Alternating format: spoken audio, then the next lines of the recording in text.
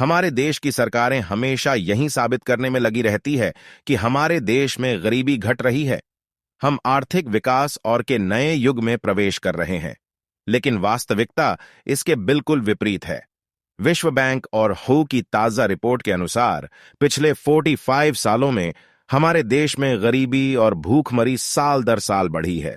योजना आयोग भले ही उल्टे सीधे आंकड़े दिखाकर सच्चाई पर पर्दा डालने की कोशिश करें, किंतु ईंट भट्ठों और कारखानों में काम करते बाल मजदूर, अस्पतालों में कुपोषण और इलाज के अभाव में मरते मरीज, रेलवे स्टेशनों और फुटपाथों पर सोए मजदूर और रिक्शा चालक और खेतों में फांसी लगाकर मरते किसान इसकी गवाही दे ही देते हैं। आज भी बिहार, बंगाल, छत्तीसगढ़ और झारखंड जैसे बिछड़े और गरीब राज्यों से लाखों गरीब पुरुष, महिलाएं और बच्चे दिल्ली, पंजाब, महाराष्ट्र और केरल जैसे थोड़े संपन्न राज्यों में घृणित और अपमानजनक परिस्थितियों में मजदूरी करते हैं। यह कोई नहीं जानता कि 2 पैसे कमाने के लिए वहां उन्हें किन किन हालातों का सामना करना पड़ता है। इस कहानी में हमने उनके दुख, दर्द, मजबूरी और परेशानियों को चित्रित करने का प्रयास किया है। और हां, यह कहानी काल्पनिक नहीं है। इस कहानी को लिखने से पहले हमने 12 राज्यों की यात्रा की है, उन गरीब मजदूरों के साथ बात की है, उनके साथ रहकर काम किया है और उनके दुख दर्द को अनुभव किया है। अतः इसे रियल लाइफ स्टोरी ही समझें। रात के 12 बज रहे थे। रघु रिक्शे की पिछली सीट पर लेटा अपने फटे पुराने चादर से पैरों को ढकने की नाकाम कोशिश कर रहा था, क्योंकि मच्छरों के झुंड नीचे से लगातार हमले किए जा रहे थे। दिन भर अमीर लोग खून चूसते हैं और रात को ये साले मच्छर। बड़बड़ाते हुए उसने पैर झटका। आह! अगले ही पल उसकी चीख निकल गई। उसका पैर साइकिल के हैंडल से टकराया था। तुझे तो कब से कह रहा हूं कि एक मच्छरदानी ले ले। बगल के रिक्शे पर लेटा बैजू काफी देर से उसके और मच्छरों के बीच हो रहे मुकाबले का मजा ले रहा था।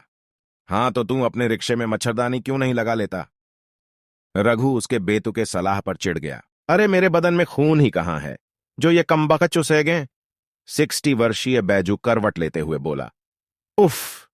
उसे बातों में उलझा देख एक मच्छर ने सुई चुभो दिया। तू तो सराय में सोने जाता था, वहां क्यों नहीं गया? बैजू ने पुनः सवाल किया। क्या करें चाचा, वह सराय भी चोर उचक्कों का अड्डा बन गया है। कल रात ही किसी ने मेरे पैनकेट से 500 आवर्स निकाल लिए। 2 दिन की कमाई थी। सोचा था कि 1000 पूरा करके घर भेज दूंगा, मगर मारे दुहक के रघु बात पूरी ना कर सका। तू सामने स्टेशन पर क्यों नहीं चला जाता? वहां वेटिंग रूम में पंखा लगा हुआ, नींद अच्छी आएगी।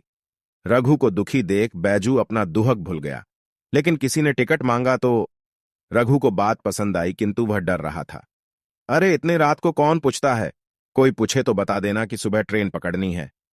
रघु को यह बात पसंद आई। लेकिन रात में मेरा रिक्शा कोई ले गया तो? रघु ने शंका जाहिर की।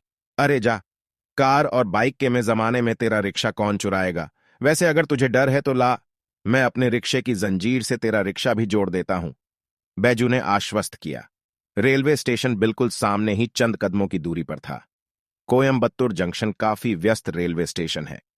रात को 12 बजे भी यात्रियों की अच्छी खासी भीड़ दिखाई दे रही थी। वह प्लेटफॉर्म के सबसे आखिरी छोर पर एक पंखे के नीचे शाल ओढ़कर लेट गया, लेकिन काफी कोशिश करने के बावजूद भी उसे नींद नहीं आ रही थी।